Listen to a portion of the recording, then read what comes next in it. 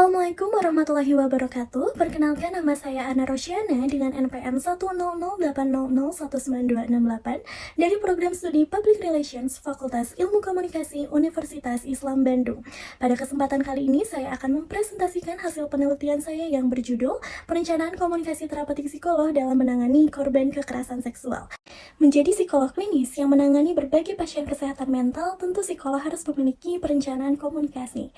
Komunikasi yang digunakan di sini bukanlah komunikasi biasa, melainkan komunikasi terapeutik. Tuntutan dan kesiapan psikolog dalam menangani korban kekerasan seksual menjadi sebuah fenomena pengalaman sadar tentang bagaimana dirinya harus mampu menyesuaikan upaya perencanaan komunikasi terapeutik yang dinamis.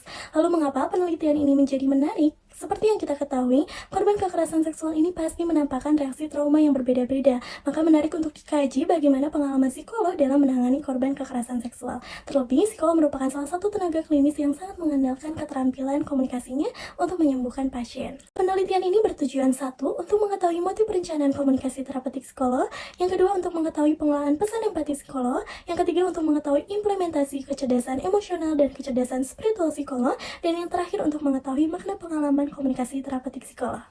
Baik, selanjutnya terdapat kerangka pemikiran yang menjadi fondasi pada penelitian saya.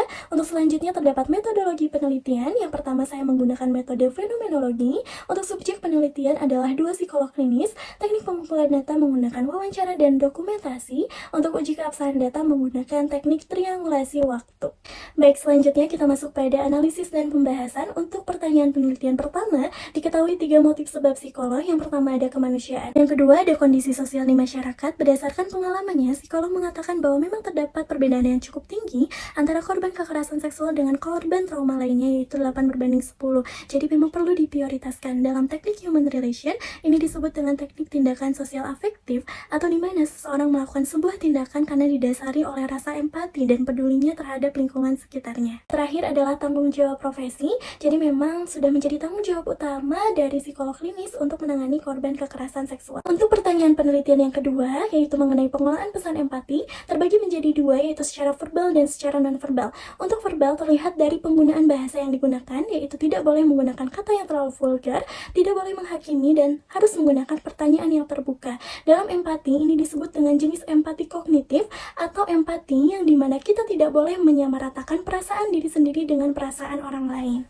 Sedangkan secara non-verbal, psikolog sangat mengutamakan ekspresi wajah yang terbuka. Ini didukung oleh pendapat Susanto, di mana komunikasi non-verbal didukung oleh 2 unsur, yaitu kinesik dan paralueng. Lalu yang kedua, untuk menghadapi korban kekerasan seksual secara sederhananya, kita hanya perlu menjadi seseorang yang mau mendengarkan. Dalam empati, ini disebut dengan teknik mendengarkan, dan dalam teknik komunikasi terapeutik ini juga disebut dengan teknik mendengar aktif. Ketiga, implementasi kecerdasan emosional dan spiritual. Untuk emosional terlihat dari 2 kemampuan, yaitu kemampuan membina hubungan baik dan kemampuan setting emosional yang baik.